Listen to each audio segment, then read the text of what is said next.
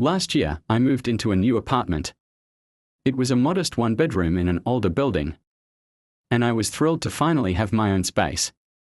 The landlord was a bit odd but seemed nice enough.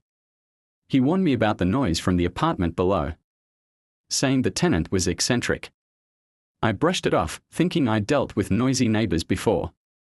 The first few nights were quiet, but soon I started hearing strange sounds coming from below. It started with faint thumps and shuffling, almost like someone was rearranging furniture. I thought nothing of it at first, but the sounds continued late into the night. Occasionally, I'd hear what sounded like muffled voices, but I couldn't make out any words. Curiosity got the better of me, and one day, I decided to go downstairs and introduce myself. I knocked on the door, and after a few moments, it creaked open. The man who lived there was in his late 50s, with disheveled hair and deep-set eyes. He wore a stained shirt and had an unsettling smile. "Hello. I'm your neighbor from upstairs. I just wanted to say hi," I said, trying to be friendly. "Ah, the new tenant. Yes, welcome. I'm Edward," he said, his voice oddly cheerful. "I hope the noise doesn't bother you.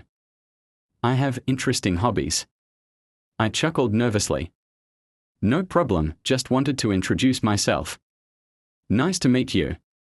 As I walked away, I felt a chill run down my spine. There was something off about him, but I tried to forget it. Over the next few weeks, the noises escalated.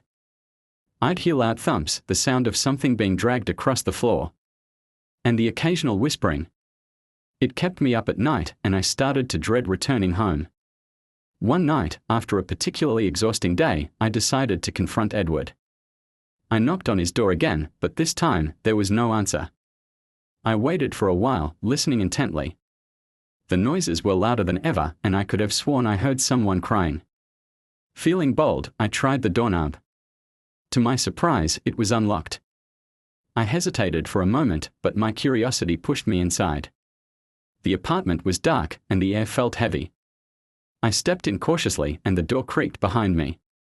"Hello," I called out, but only silence greeted me. The room was filled with clutter, old furniture, boxes piled high, and strange objects I couldn't identify. As I ventured further, I noticed something strange. The walls were covered in photographs. I moved closer and gasped. Each photo was of different people, some smiling, some with expressions of terror. They were all taken at odd angles, and it looked like they had been taken without their consent.